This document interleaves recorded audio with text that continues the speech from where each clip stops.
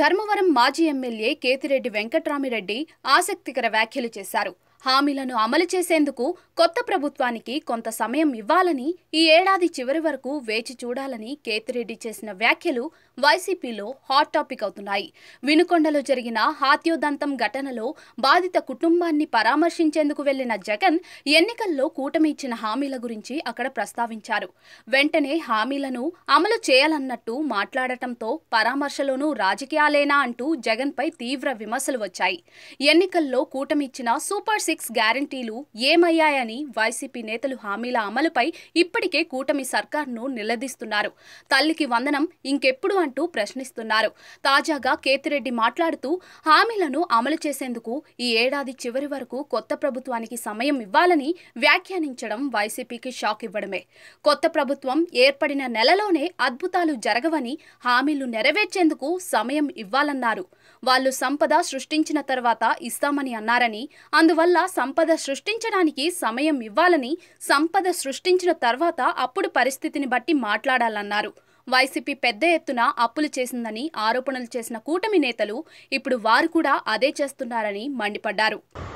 So ఈ couple of days తర్వాత అసెంబ్లీలో జరిగిన పరిణామాలు కానీ, లేకుంటే బయట జరుగుతున్న పరిణామాలు కావచ్చు, జస్ట్ అలా షేర్ చేసి మాట్లాడదామనే ఉద్దేశంతో ఈ వీడియో పెట్టడం జరుగుతుంది.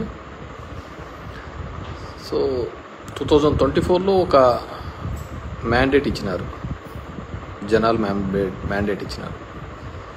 సో దాంట్లో కొంతమంది ఇట్సే ఈవీఎంల వల్ల అనేది ఉంది, 49 lakh ఓట్స్ మ్యానిపులేట్ అయినాయి అనేది. స్టిల్ అది ఇంకా ఒక కంక్లూజన్ కోసం అన్ని పార్టీలు మాట్లాడుతున్నారు. అఖిలేష్ యాదవ్ లాంటి వాళ్ళు అయితే నా దాంట్లో 80కి 80 వచ్చినా కానీ నేను ఈవీఎంస్ని అయితే నమ్మే పరిస్థితి లేదు అనే పద్ధతిలో. So I do also believe EVMs అనేది ఇట్స్ ఇదనేది వాట్ ఎవర్ మేబీ. గతంలో చంద్రబాబు నాయుడు బాగాలేదన్నారు, ఇప్పుడు బాగుందంటున్నారు.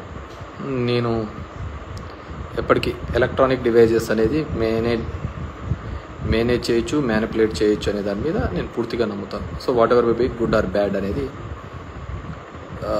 తర్వాత తెలియనుంది. అండ్ కమింగ్ టు ప్రజలందరూ కూడా, మనమందరం కూడా అనుకునే విధంగా అది కానీ లేకపోతే చంద్రబాబు నాయుడు ఇచ్చిన హామీల వల్లనో ఇంకోటో దానివల్లనో వేసినారు అని ఒక భావన కూడా అందరిలోనూ ఉంది. ఇది కానీ ఆయన ఈ హామీలు నెరవేర్చడం లేదు. ముఖ్యంగా అమ్మఒడిని కావచ్చు, ఇలాంటివి అవన్నీ తీసేస్తున్నాడు అని చెప్పేసి